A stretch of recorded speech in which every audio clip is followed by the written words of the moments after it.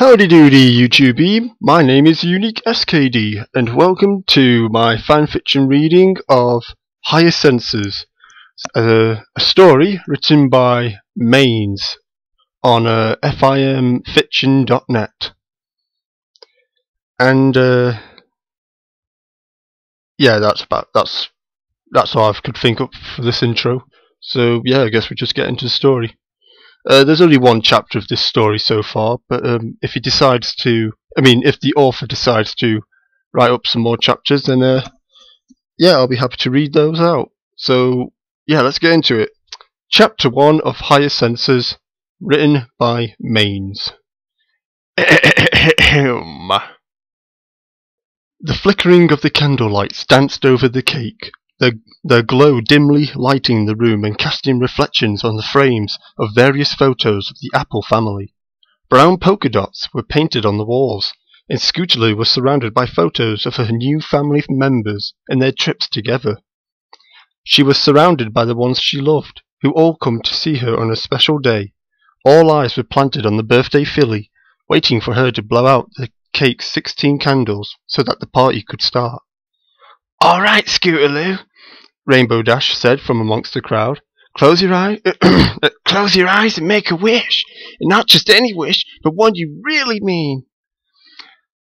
Scootaloo nodded and closed her eyes. She could imagine the sluggish clouds pass her by as she flew high in the clear blue sky for the first time ever, and could feel a gust of wind blow through her mane like she was really there. A jab to the chest interrupted her fantasy. She opened her eyes to see Apple Bloom with a smug grin spread across her muzzle, apparently finding the look on her face quite amusing. "Scootaloo, you gonna make your wish or what?" she asked, giggling. "I'd do it myself, but it's not my birthday." Scootaloo chuckled. "I can't believe it," she thought to herself, and a tear travelled down her cheek, worrying every pony else in the room. "I'm not alone anymore. All the years I spent hungry and afraid. It's finally over." It was true she had lived 4 years in the clubhouse that Apple Bloom had rebuilt. Scootaloo had scavenged half-eaten cupcakes from tables at Sugar Cube Corner, stolen apples from the apple stand, and lied to her friends about having food and shelter so they wouldn't pity her or be too concerned. "Scootaloo, are you okay?" Sweetie Belle asked with a frown. "Is something wrong with the party?" I cannot do justice for these voices, I tell you. Scootaloo snapped out of her thoughts, then shook her head. "No, it's just I can't believe this is happening for real," she muttered as she sniffled. "I'm here with my friends and my new family." "Aww," Sweetie Belle and Apple Bloom cooed. "That's so sweet." Rainbow Dash hovered in the air and threw her hooves up, shouting, "Let's get this party on the roll!" As she prepared to blow out the candles, Scootaloo breathed in and closed her eyes. What? Bum, bum, bum. What's that noise? Bum, bum, bum. Is that a heartbeat? Bum, bum, bum. There it was again. It did sound like a heartbeat, pounding in the distance and threatening her focus. Scootaloo looked around the room in search of the sound, but it was difficult since there were a lot of ponies there and all of them had hearts. Well, yeah, otherwise they'd be dead. Bum, bum, bum. Scootaloo listened very carefully. It seemed to come faster and faster each passing second. "How can I hear a heartbeat from this angle?" she thought to herself. "What's happening to me?" Bum, bum, bum! Scootaloo whimpered as the beat got louder and louder. She tried to cover her ears with her hooves, but to no avail. She could still hear the heart's rapid pulsing. Applejack looked at Scootaloo, concerned by her sudden change in behaviour. Scootaloo, what's wrong?" she asked. "Are you sick?" Scootaloo stared at her elder sister. The volume of her voice had somehow gotten louder than before, as if her hearing sense had heightened to a greater degree. Apple Bloom rushed to Scootaloo's side. "Scootaloo, are you all right?" Scootaloo pushed Apple Bloom off her. "Stop shouting!" she hissed. Apple Bloom stared at Scootaloo, a look of confusion on her face. "What are you talking about? We ain't shouting!" Scootaloo felt like her brain was being rammed by a freight train. Applebloom's voice echoed inside Scootaloo's ears, making it very painful and hard to concentrate. Rainbow Dash hovered over to land beside her little sister. "You alright, Squirt?" Scootaloo clutched her ears as the voices of her loved ones echoed loudly in her mind. "Ah!" she shrieked, but not like that. "Please, make it stop! Make it stop!" Applejack and the others exchanged confused looks at each other as Scootaloo pleaded for them to stop her pain, but they didn't know what to do or what was hurting her. Scootaloo finally couldn't take any more, and went down face first on the wooden floor. As her eyes were closing, she could see her new family rushing towards her with tears in her eyes. Scootaloo smiled as she drew her final breath, knowing she had a family that cared for her. The place was silvered and transformed by the light of the full moon, hung low in the sky like a great luminous pearl and casting long, deep shadows far down the trail. It looked pale and wan, as if it shouldn't be up on a night like this. It rose unwillingly and hung like an ill spectre. Ooh, cryptic. Scootaloo's eyes shot open and a cold sensation tingled down her spine. Where am I? She looked around the odd and dark place. Am I dead? She rubbed her forelegs as she trotted. Scootaloo heard a sound from behind her. She quickly spun around to see a shadowy figure, standing only a few feet away from her. Princess Luna? Is that you? Princess Luna came from within the shadows, a frown upon her face as she trotted towards Scootaloo. What brings you here, my child? My sister's sun is still out, and the moon is ready to be risen. Why do you visit me? You should be asleep, like your siblings. Scootaloo frowned more and more as Luna spoke. What do you mean? I don't mean to contradict you, Princess, but none of this makes sense. She shook her head. Why would you say the sun is still out? The moon is right here, Scootaloo said, pointing her hoof at the pale moon in the sky. And how could I know why I would visit you? I don't even know where we are. Luna turned her head to face the faint light of the moon. Is this your first time visiting me, then? I thought it was usual that your siblings initiated you at a young age. Scootaloo's entire body twitched. I don't even have any siblings. What are you talking about? She trotted forward. Don't you know me, Princess? I am Scootaloo. I am Rainbow Dash's #1 fan. I am Applejack's sister. I am a Pegasus and a Cutie Mark's Crusader. Luna's mouth opened ever so slightly. You are not one of my... She paused, looking at the ground. This is a mystery to me, then. I'll have to ask my sister about it. Luna raised her head to face Scootaloo's gaze. But for now, it seems I owe you an explanation. Luna walked slowly towards Scootaloo and wrapped her wing around her. The not-so-little pony's eyes started to water. What was going on? Something odd, of course. Why else would a princess try to cheer her up this way? Scootaloo bitterly swallowed her bile. Ugh. Am I dead? She asked. Is this why all this seems weird and unreal? Luna's wing embraced Scootaloo more closely. Look at me, my child. Do I look dead? Scootaloo stared at the princess, frowning.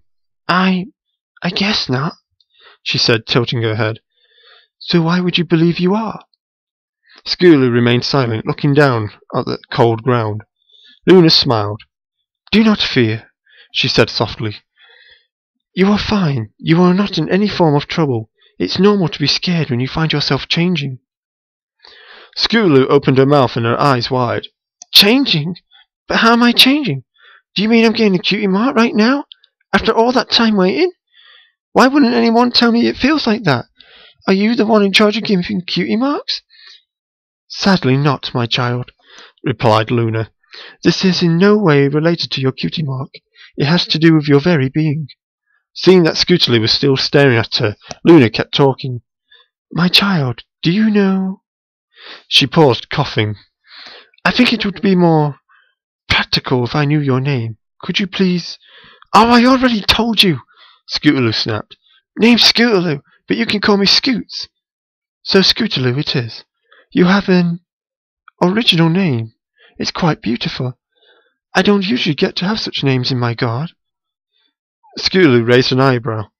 Thank you, I guess. So Scootaloo, Luna continued. Tell me, what do you know about my personal guard? Scootaloo lowered her head and focused. I know they look a bit like you, the way the royal guards look like Celestia.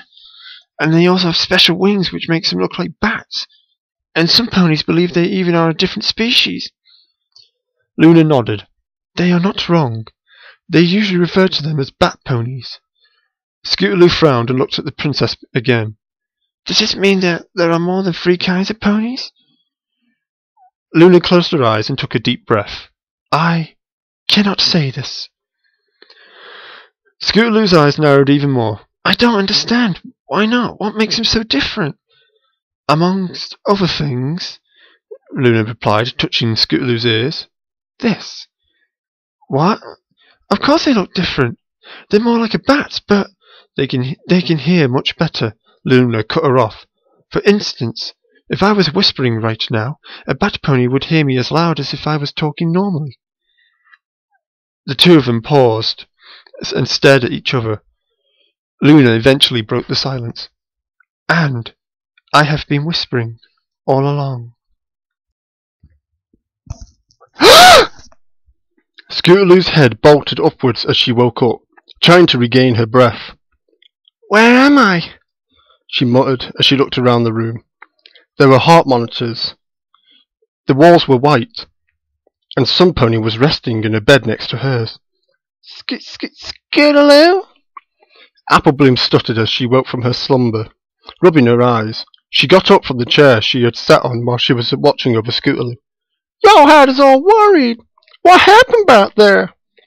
Scootaloo remained silent, gritting her teeth. She couldn't tell Applebloom the truth. What would she think of her, turning into some kind of... whatever it was?